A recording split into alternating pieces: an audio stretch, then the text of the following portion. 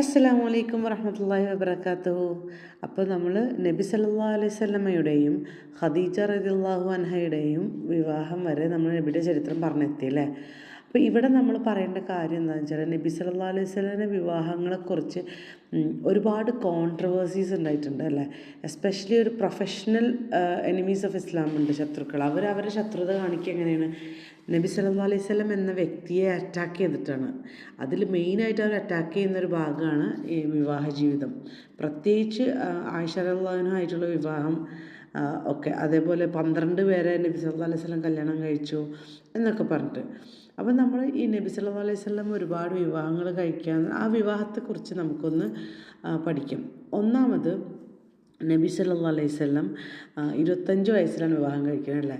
അപ്പോൾ അന്നത്തെ അവിടുത്തെ അറേബ്യൻ ചുറ്റുപാടെന്ന് വെച്ചാൽ വ്യഭിചാരം ഒക്കെ ഭയങ്കര വൈഡ് സ്പ്രെഡായിട്ടുണ്ടായിരുന്നതാണ്. ഒരു ഹദീസ് ഉണ്ട്, ബുഖാരി റിപ്പോർട്ട് ചെയ്തത്. 4 ടൈപ്പ് ഓഫ് വിവാഹങ്ങൾ, 4 ടൈപ്പ് ഓഫ് റിലേഷൻഷിപ്സ് അവിടെ മക്കത്തുണ്ടായിരുന്നു എന്നാണ് പറയുന്നത്. ഒന്ന് സാധാരണ വിവാഹമായിട്ടുള്ളത്, രണ്ടാമത്തത് ബ്രോത്തൽസ്, വേശ്യാലയങ്ങൾ ലീഗലായിരുന്നു അവിടെ ഒരു ഫ്ലാഗ് മേലെ വെക്കും, ആരെങ്കിലും ഇൻട്രസ്റ്റഡ് ആണെങ്കിൽ വരാമെന്നുള്ള രീതിയിൽ. പിന്നെ വേറൊരു ടൈപ്പ് ഓഫ് റിലേഷൻഷിപ്പ് എന്ന് പറഞ്ഞാൽ ഒരു പെണ്ണ് ഒരുപാട് ആണുങ്ങളെ കൂടെ കഴിയുക, എന്നിട്ട് പ്രഗ്നൻ്റ് ആയിക്കഴിഞ്ഞാൽ അവൾക്ക് ആരെ പേര് വേണമെങ്കിലും വിളിക്കുക എന്നുള്ള രീതിയിൽ. എന്നിട്ട് ഈ പെണ്ണ് പറയുന്നതാണ് ആ കുട്ടിയുടെ ഫാദർ. അങ്ങനത്തെ ഒരു സ്ട്രേഞ്ച് റിലേഷൻഷിപ്പ് ഉണ്ടായിരുന്നു. പിന്നെ വേറൊന്നുണ്ടായിരുന്നു വെച്ചാൽ അതിനേക്കാൾ സ്ട്രേഞ്ചറായിട്ടുള്ളൊരിതെന്ന് പറഞ്ഞാൽ, ഒരു ആണ് സ്വന്തം ഭാര്യയെ വേറൊരാളുടെ കൂടെ വിടുകയാണ്. എന്തിനു വേണ്ടിയിട്ടാണ്? അതും ഏതെങ്കിലും ഒരാളുടെ കൂടെ അല്ല, ഒരു നോബിൾ മാൻ്റെ കൂടെ. അതായത് കുട്ടിക്ക് നോബിൾ ബ്ലഡ് ഉണ്ടാവാൻ, നോബിൾ ലീനേജ് ഉണ്ടാവാൻ വേണ്ടിയൊക്കെ. അങ്ങനെ ഒരു കറപ്റ്റ് എൻവയൺമെൻ്റ് ആയിരുന്നു അവിടെ. അതേപോലെ ചെറുപ്പക്കാരാണെങ്കിൽ പാർട്ടിക്ക് പോവും, പെണ്ണുങ്ങളെ കൂടെ, അതൊക്കെ ഉണ്ടായിരുന്നു. പക്ഷേ 25 വയസ്സൊരു നബി സല്ലല്ലാഹു അലൈഹി വസല്ലം ഒരിക്കലും ഇങ്ങനത്തെ ഒരു ഫിത്നയിലും പോയിട്ടില്ല. ഇതിൽ നിന്നൊക്കെ നമ്മൾ നേരത്തെ തന്നെ പഠിച്ചു അല്ലേ.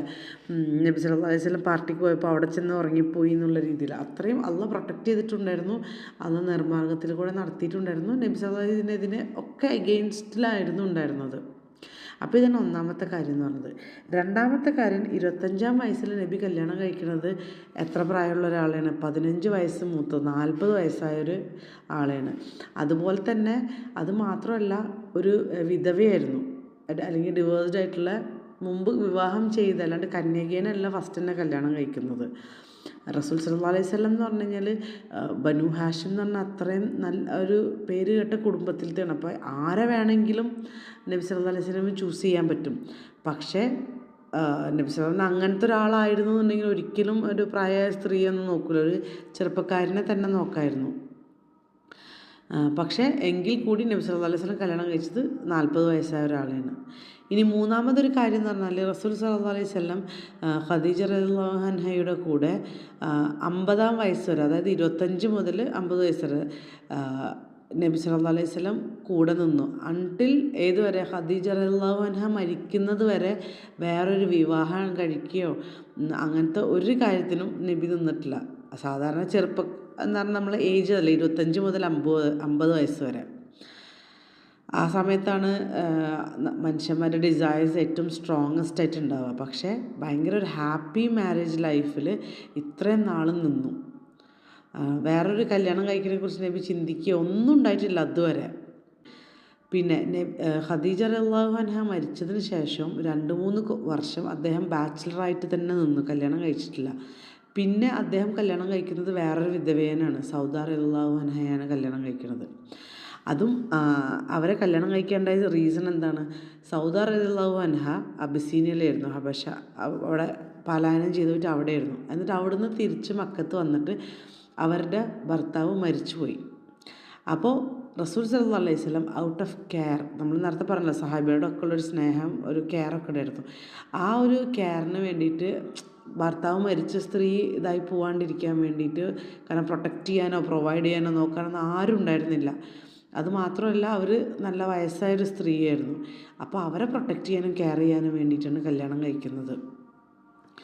പിന്നീട് നമ്മൾ ഒരു മദീനയിൽ പോയിട്ട് നമ്മൾ ചരിത്രം പഠിക്കുമ്പോൾ അറിയാൻ പറ്റും സൗദ റളിയല്ലാഹു അൻഹ പലപ്പോഴും അവരുടെ വെച്ചാൽ ഓരോ ഭാര്യമാർക്ക് ഓരോ രാത്രി എന്നുള്ള ഡിവൈഡ് ചെയ്ത് കൊടുത്തിട്ടുണ്ട്. പലപ്പോഴും സൗദ റളിയല്ലാഹു അൻഹ അവരുടെ രാത്രി ആയിഷ റളിയല്ലാഹു അൻഹക്ക് കൊടുക്കുമായിരുന്നു. കാരണം അത്രയും പ്രായമായ സ്ത്രീയായിരുന്നു സൗദ റളിയല്ലാഹു അൻഹ.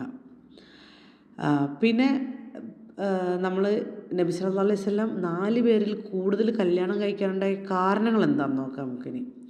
പെട്ടെന്ന് നബി സല്ലല്ലാഹു അലൈഹി വസല്ലം അവസാനത്തെ 10 വർഷത്തിലാണ് ഒരുപാട് പേരെ നബി സല്ലല്ലാഹു അലൈഹി വസല്ലം കല്യാണം കഴിക്കുന്നത്. നബി സല്ലല്ലാഹു അലൈഹി വസല്ലം മരണപ്പെടുമ്പോൾ 9 ഭാര്യമാരെ വിധവകളാക്കിയിട്ടാണ് പോയത്. അപ്പോൾ 25 വയസ്സ് മുതൽ 50 വയസ്സ് വരെ ഒരേ ഒരു ഭാര്യനെ കൂടെ ജീവിച്ച ആൾ അവസാനത്തെ 10 വർഷം എന്തുകൊണ്ടാണ് പെട്ടെന്ന് എന്താ പറയുക കല്യാണം കഴിക്കാനുള്ള ഒരു കാരണം എന്നുള്ളത് നമ്മൾ നോക്കേണ്ടത്. അതിൽ ഒന്നാമത്തെ റീസൺ എന്ന് പറഞ്ഞാൽ ഈ മറ്റുള്ള പല ഗോത്രങ്ങളായിട്ട് നല്ലൊരു അലയൻസ് ഉണ്ടാക്കാൻ വേണ്ടിയിട്ടാണ്. നമ്മൾ റസൂൽ സല്ലല്ലാഹു അലൈഹി വസല്ലമിൻ്റെ വിവാഹം നോക്കുമ്പോൾ നമുക്കറിയാൻ പറ്റും ഇസ്ലാം പ്രൊമോട്ട് ചെയ്യാൻ വേണ്ടിയിട്ടാണ് ഓരോ വിവാഹങ്ങളും ഉണ്ടായിട്ടുള്ളത്. ഒരു ഉദാഹരണത്തിന് ജുവൈരിയ റളിയല്ലാഹു അൻഹ ആയിട്ടുള്ള വിവാഹം നമുക്ക് നോക്കാം.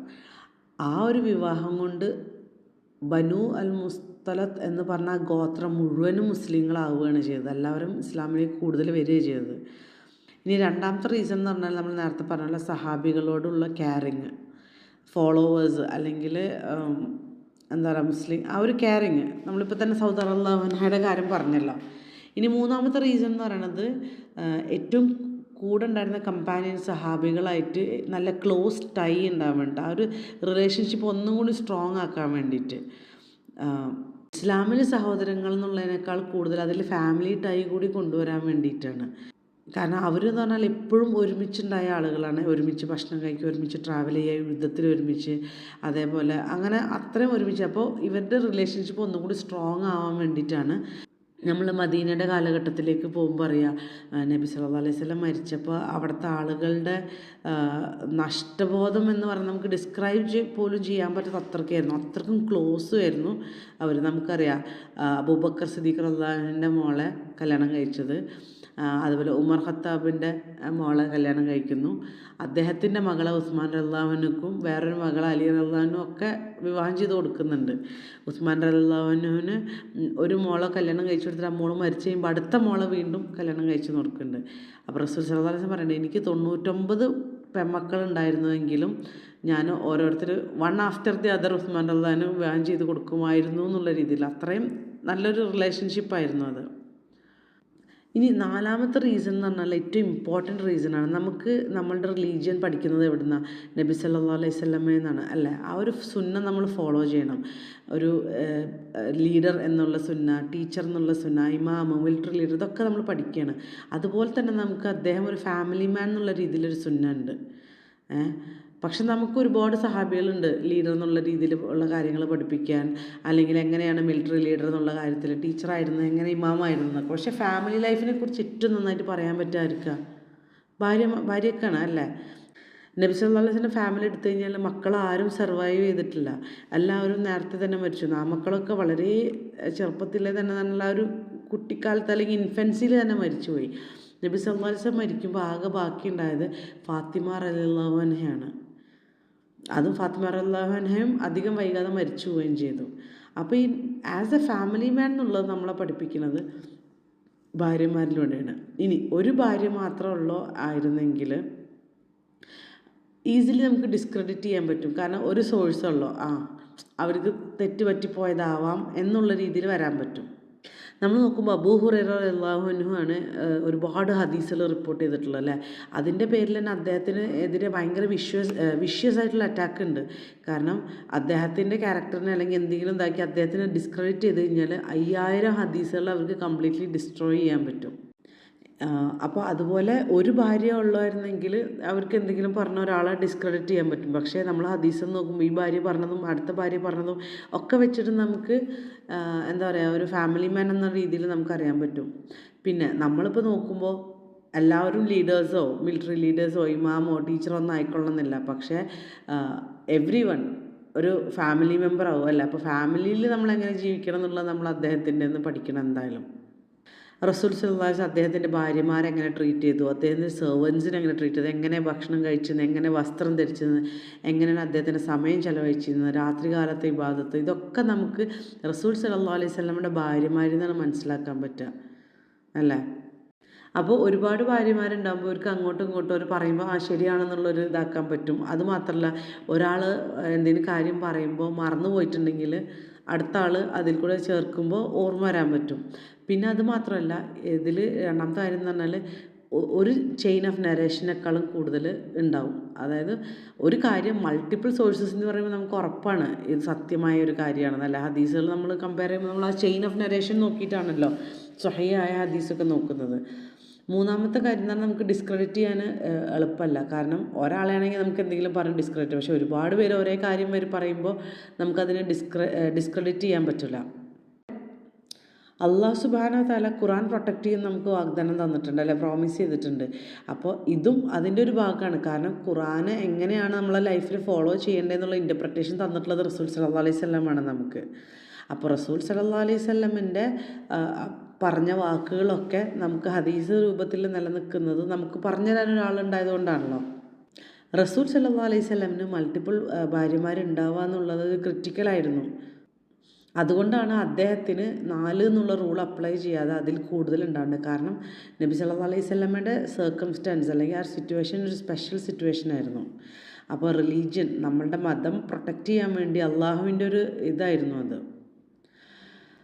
ഇനിയും നമുക്ക് വിവാഹങ്ങളെക്കുറിച്ച് പറയാനുണ്ട്. അപ്പോൾ ഇന്ന് ഈ ഒരു കോൺട്രവേഴ്സ്യൽ കാര്യങ്ങളും എന്തുകൊണ്ടാണ് അള്ളാഹു നബി സല്ലല്ലാഹു അലൈഹി വസല്ലം 4-ൽ കൂടുതൽ വിവാഹം ചെയ്യാണ്ടായ കാരണങ്ങളും ഇത്രയും പറഞ്ഞുകൊണ്ട് നമുക്ക് നിർത്താം.